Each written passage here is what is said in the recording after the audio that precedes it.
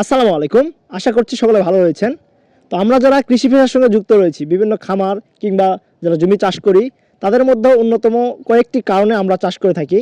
প্রথমত বিষয়টি হচ্ছে হালাল পেশা। তো আমি যদি আপনাদেরকে বলতে চাই, বাংলাদেশের প্রেক্ষাপটে শুধু বাংলাদেশ না, বিশ্বের প্রতিটি দেশেই আপনি দেখবেন বা প্রতিটি প্রান্তরে আপনি দেখবেন হালাল পেশার খুব অভাব। আপনি যে সেক্টরে যান, প্রতিটা সেক্টরে কোনো না কোনোভাবে আপনি সুদ, ঘুষ কিংবা খারাপ কোনো বিষয় দেখতে পারবেন। কিন্তু কৃষি এমন একটি পেশা, আমার হাতে যে ফুলকাটা দেখতে পাচ্ছেন, এটি হচ্ছে একজন কৃষকের ঘামের পরিশ্রমের ফলে, দীর্ঘ 2-3 মাস পরিশ্রমের ফলে এই জিনিসটি তৈরি হয়, যা আমরা খেয়ে থাকি, জীবিকা নির্বাহ করে থাকি। আমি একজন কৃষক, যদি বলতে চাই, আমার এই মাঠের সাইড দিয়ে আমার হচ্ছে ফুলকপি, বাঁধাকপি এবং বিভিন্ন শাক, তার পাশাপাশি রয়েছে আমার কলা গাছ এবং এবং কাঁচামরিচের গাছ। তো আমি যদি বলতে চাই, এবং এখানে পেঁয়াজ এবং আমার হাতে রয়েছে ফুলকা। আমি যদি চাই, আমি চাইলে নিজে উৎপাদন করে এই ফসলগুলো খেতে পারি, আলহামদুলিল্লাহ।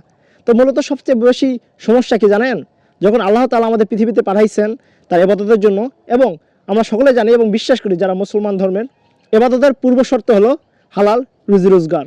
আপনার যদি ইনকামটা হালাল না হয়, আপনি কাবা শরীফে গিয়েও যদি সারাদিন আল্লাহ আল্লাহ করেন, তাহলে আল্লাহ তাআলা আপনার কথা শুনবেন না। আপনার ইনকামটা আগে হতে হবে হালাল। তাই হালাল পেশা যেটাই হোক, হোক না সেটা রিক্সা চালা বা কিংবা জমিতে কাজ করা, যদি সেটা হালাল হয়, অবশ্যই এটা প্রাধান্য আগে দিতে হবে। তাই আমি আশা করব সকলে বিষয়টি বুঝতে পারছেন এবং সকলে হালাল খাওয়ার চেষ্টা করবেন, এবং আমাদের মধ্যেও যদি কোনো ভুল ত্রুটি হয়ে থাকে, আল্লাহ তাআলা আমাদের জন্য মাফ করে দেন এবং হালাল রুজি রোজগারকে মৃত্যুর আগ পর্যন্ত যেন আমাদের গ্রহণ করার তৌফিক দান করেন। সকলে ভালো থাকবেন, আমাদের জন্য দোয়া রাখবেন। আসসালামু আলাইকুম ওয়া রাহমাতুল্লাহ।